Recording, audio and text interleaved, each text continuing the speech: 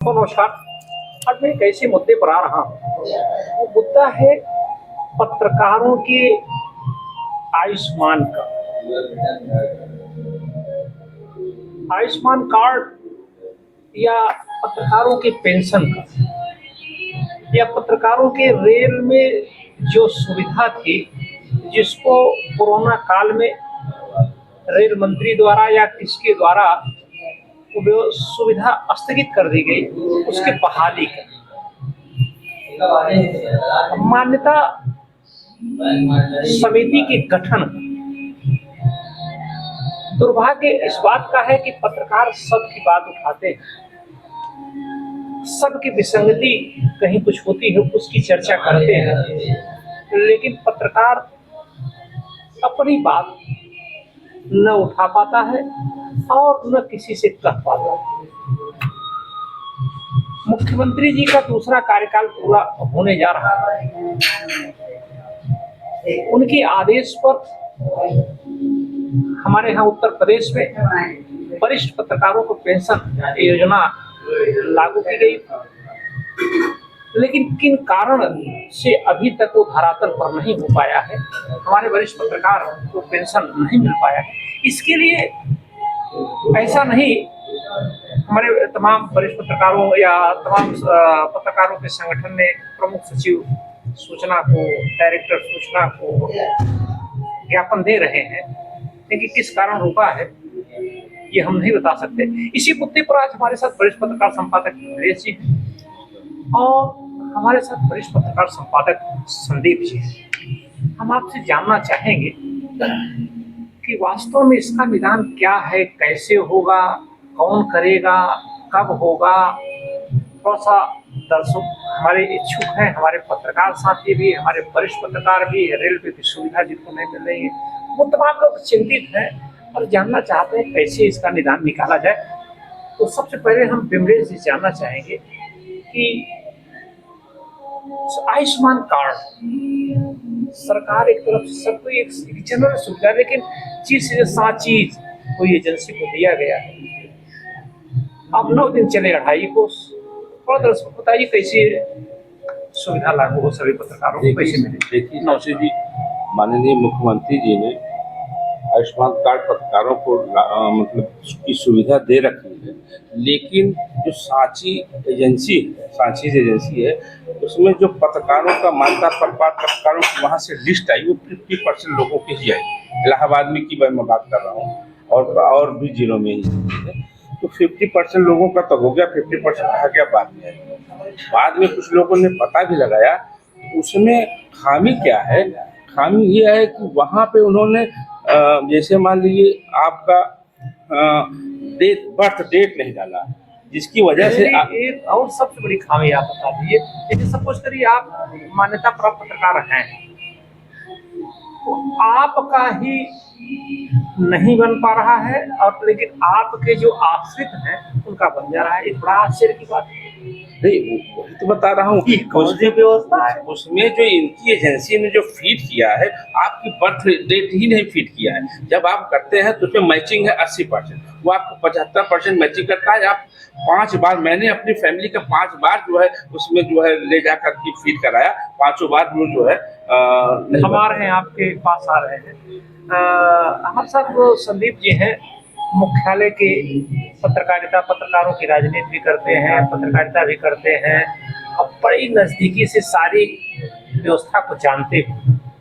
हम आपसे जानना चाहेंगे कि पत्रकारों की पेंशन, पत्रकारों का आयुष्मान कार्ड और पत्रकारों का जो रेलवे में कोरोना काल में जो व्यवस्था थी, जो सुविधा थी, जो स्थगित कर दी गई है, इसके लिए पत्रकार तमाम, ऐसी बात नहीं है, संगठन के लोग प्रमुख सचिव को, डायरेक्टर को ज्ञापन दे रहे हैं, मुख्यमंत्री तक से मिल रहे हैं, लेकिन क्या कारण है कि वो लागू नहीं हो पा रहा है। और मुख्यमंत्री का ही आदेश है पेंशन आयुष्मान कार्ड, प्रधानमंत्री मुख्यमंत्री नहीं लागू, पूरा नहीं पहुंच पा रहा है और कार्यकाल पूरा होने जा रहा है। इसको क्या समझा जाए। नमस्कार दोस्तों।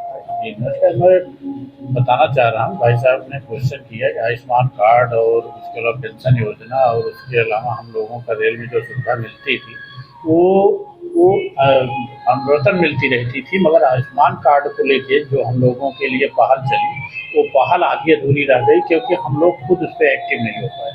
हम लोगों को जो सुविधा सरकार द्वारा सुनिश्चित कराई गई, उसको हम लोग ऐसे लाइटली लिए, क्योंकि हम लोग खुद ही उस पर सीरियस नहीं हो पाए। नहीं तो कोई भी एजेंसी एलाट की जाती है सरकार द्वारा, वो सरकार के अधीन रहती है, जो ब्यूरोक्रेसी है उनके अधीन रहती है। मगर क्या होता है कि वो उसी काम के लिए, मगर हम लोग उसके लिए समय खुद नहीं दे पाते, और ना हम लोग एक्टिव क्यों नहीं हो पाते, क्योंकि एक बार 2 बार एप्लीकेशन दिए, काम नहीं हुआ, तो हम लोग क्या होते हैं, पूरी पीछे हट जाते हैं, बैक हो जाते हैं। बैक हो ये जाते तो रहा आयुष्मान कार्ड। हाँ।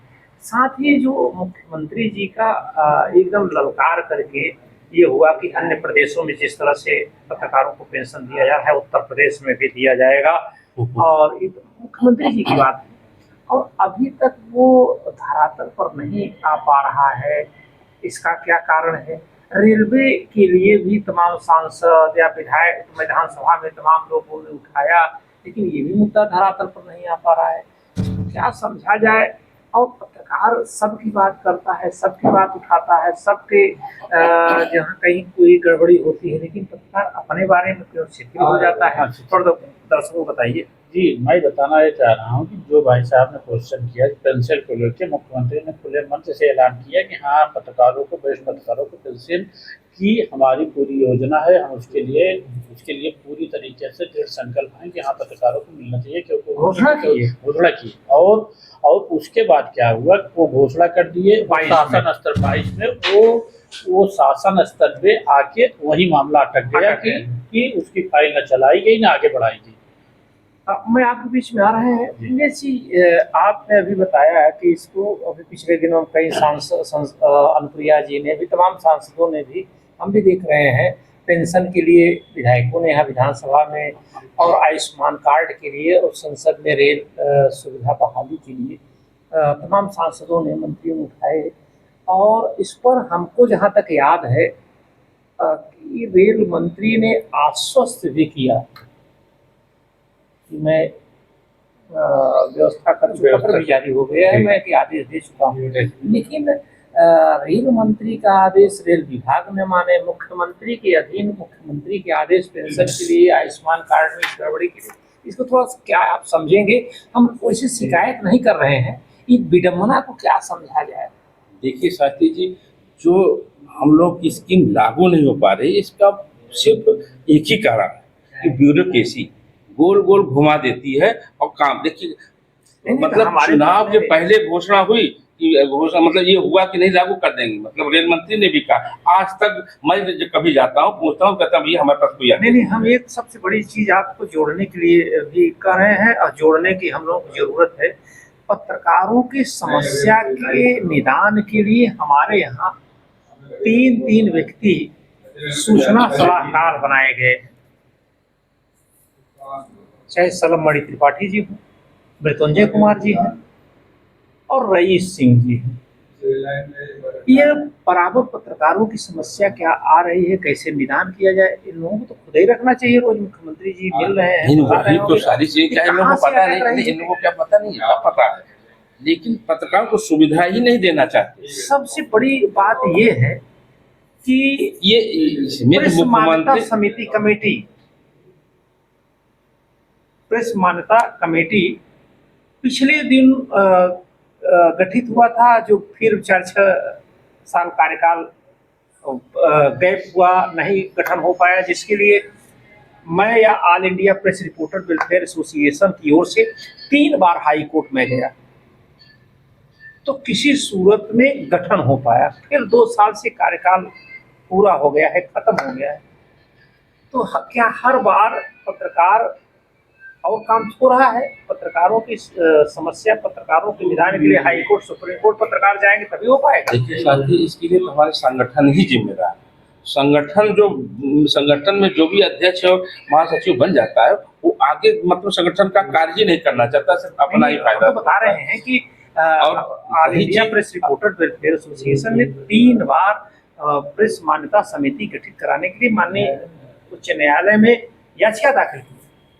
नहीं तो उस अब समय- एक नहीं, याचिका नहीं, दाखिल करने में कितना खर्च आता है, 3-3 बार एक और हर कार्य हो रहा है, लेकिन पत्रकारों की देखिए व्यवस्था के शास्त्री लिए जी, जब आपने दाखिल किया होगा उस समय हो सकता है लागू, मतलब इन्होंने बना भी दिया होगा, नहीं कमेटी बना भी दी है, नहीं, लेकिन फिर कमेटी खत्म हो जाती है, नहीं, उसका कार्यकाल, कमेटी- उसके बाद कमेटी अगली बनती कमेटी नहीं। गठित हुई, कंटेम्प्ट हुआ, कमेटी गठित हुई और कार्यकाल गठित होने के बाद कार्यकाल अब पूरा हो गया, 2 साल गठित होने के बाद 2 इसके साल लिए पूरा हो शास्त्री गया, सिर्फ तो ये बार-बार सिर्फ ऊपर बैठे हुए अधिकारी ही इसके जिम्मेदार हैं। और पहली इसी चीज, दूसरी तरह चीज, एक चीज और मेरी बात समझिए कि जो आयुष्मान की आपने कहा, आयुष्मान में भाई साहब ने कहा कि एजेंसी अपना काम करती है, एजेंसी ने अपना काम नहीं किया।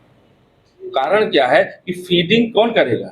जो फीडिंग आपका है, मान लीजिए, और आपका पूरा पूरा गया है कि जो है फीड करने के लिए आधार गया है और सब लिंक है, उसमें फीड आपकी जनतिथि गायब है। इसी में और मैं आपको एक चीज उसमें बहुत सारे पत्रकारों ने शिकायत किया, हमारे तो कम से कम 10 जानने वाले हैं एक कि चीज और- जनतिथि फीड नहीं, एक चीज और मैंने तो इसलिए वो लेता ही नहीं। एक चीज और मैं जोड़ना चाह रहा हूँ आपको कि दुनिया में चुनाव की एक व्यवस्था बनाई गई है। देखिए पत्रकारों के साथ किस तरह से उनको गोल गोल घुमाया जा रहा है। पत्रकारों, हम लोग दूसरे की कोलेजियम का विरोध करते हैं कि फलानी जगह कोलेजियम से, पत्रकारों के साथ किस तरह से भेदभाव किया जा रहा है। दुनिया का चुनाव चाहे लोकसभा हो, विधानसभा हो, विधान परिषद हो, ग्राम पंचायत हो, तो जब उनका कार्यकाल खत्म हो जाता है, पूर्ण हो जाता है, तो आचार संहिता काम करने लगता है। तो वो पदाधिकारी, विधायक, सांसद, प्रधान, प्रमुख, अध्यक्ष कोई काम नहीं करेंगे। लेकिन बड़े मजे की बात है, प्रेस काउंसिल ऑफ इंडिया अपनी कमेटी गठित करने के लिए पत्रकारों को आमंत्रण देती है, आवेदन निकालती है, पत्रकार वहाँ उसी कार्यकाल के लिए आवेदन देंगे, लेकिन उसको